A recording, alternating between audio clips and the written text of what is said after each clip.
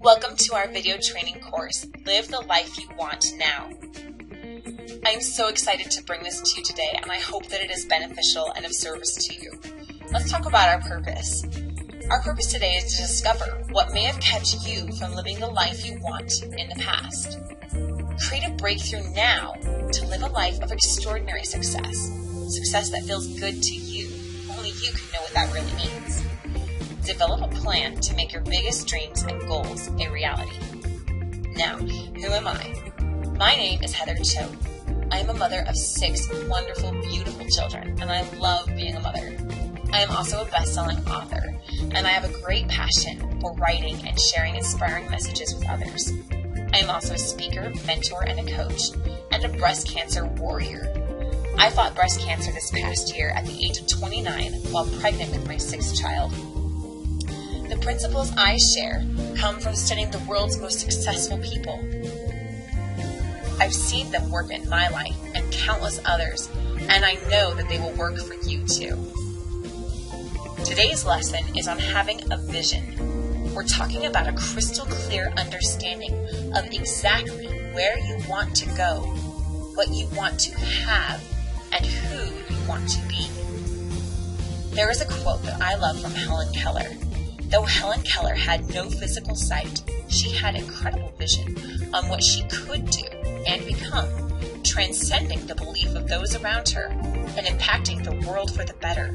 She said, "The only thing worse than being blind is having sight, but no vision." How many of us have sight, but no vision? No vision for our lives, no vision for our future, no vision for the next hour. How many of us wander throughout life with no real purpose, doing exactly what's been done before us, and just sort of following the herd? Now, I'm going to share with you an analogy of eagles versus ducks to illustrate this idea of creating a life of uniqueness and peak performance, to push yourself to be the best you can be. Why should we settle for anything less, right? Now, there's a saying in management training that you don't send ducks to eagle school. This begs the question, what makes a duck and what makes an eagle? And even more importantly, which group do you find yourself in? Is it really where you want to be? A little research on ducks shows us that they are everywhere. In fact, there are over 9.1 million ducks. Eagles are much rarer with less than 60,000. Now, comparing ducks to people, ducks like to gossip, complain, and revel in time-wasting activities, whether they are at work, home, or play. You may know some in your own life. You can hear them squawking on and on about this terrible thing and that terrible thing, and how they are victims to every person and situation around them. The economy is never right, the weather is too cold, the weather is too hot. This person offends them, and that person is definitely wrong. Their job isn't right, their boss is too demanding, their spouse has this fault, and on and on and on. The list never ends. Ducks are satisfied with taking in all the muck at the bottom of the pond.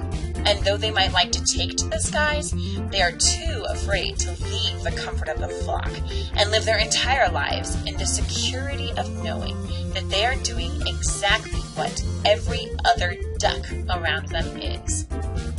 Eagles, on the other hand, aren't afraid to make it on their own. They rely upon their own vision, and they achieve incredible feats regardless of the obstacles. Their time is spent focused on the results they want to see, and they don't spend their hours consuming the muck at the bottom of the pond. They extend their reach, push themselves, and they never give up until they catch their prey. Eagles truly are kings of the skies. So, are you an eagle or a duck? In what areas might you be a duck? In what areas might you be an eagle? Can I ask you a serious question? One that if you take time to dig deep and answer with what's inside of you, will change your life for the better forever. Are you ready? Okay, here it is. Are you doing what you really love? Are you doing what you really love? What would you change about your life in the next few months if you knew you could not fail? If failure was not an option, what would you do? Now I want you to stop. I want you to get out a piece of paper, and I want you to write it down. Why write it down? That is a great question. Because until you commit your goals to paper, you have intentions that are seeds without soil. So I want you to write down, why is doing that important to you? What does it mean for your life? Why aren't you already doing it now? What has kept you from doing it in the past? Those reasons is where your power lies. You've given your power to those reasons and those excuses. I'm going to challenge you now to rise above those past holdups. They no longer define you because, like the phoenix, you are a new creature every moment of your life, and your past does not define your future. It's time to take your power back. So commit now to bring this change about.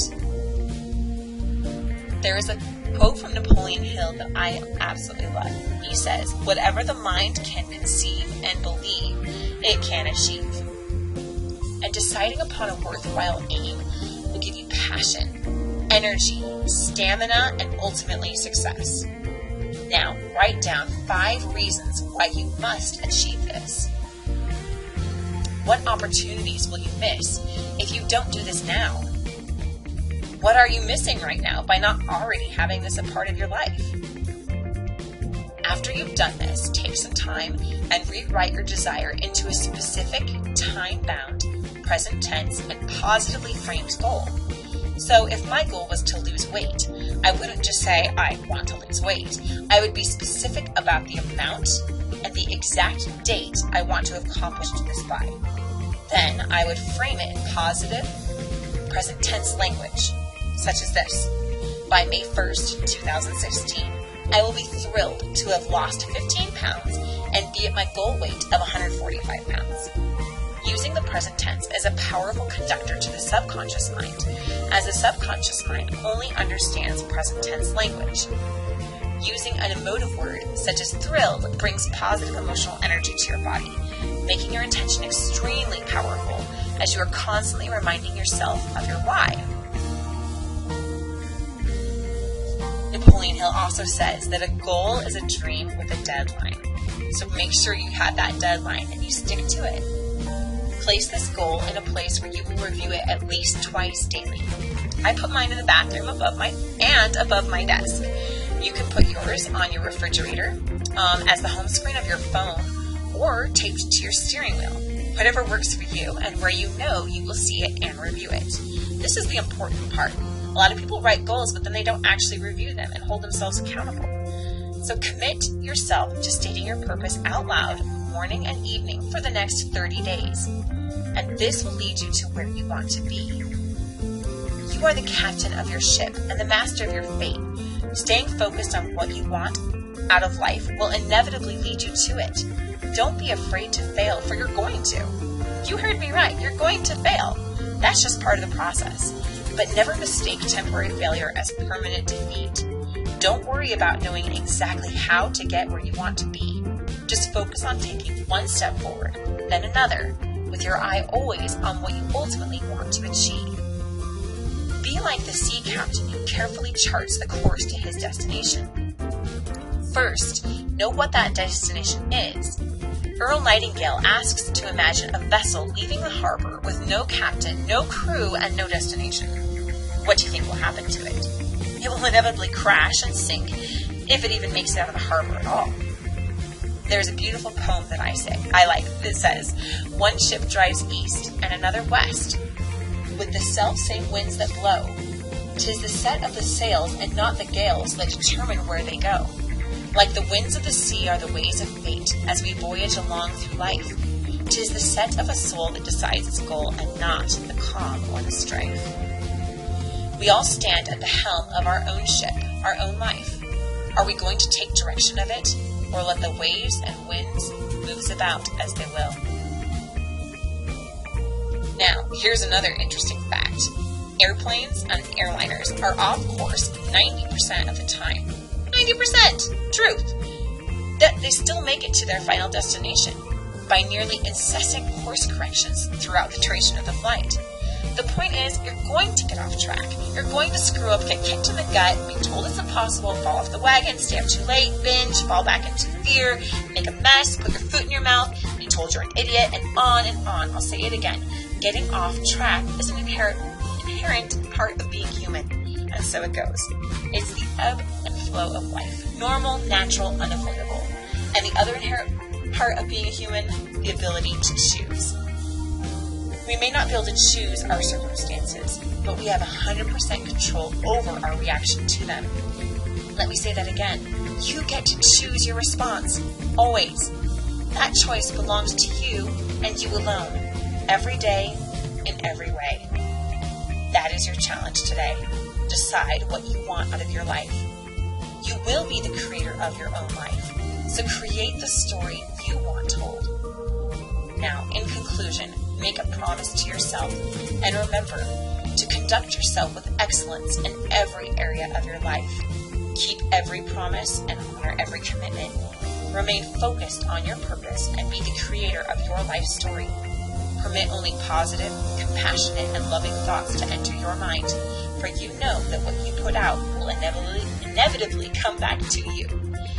Today and every day, you are the captain of your ship and the master of your fate, so live the life you want now.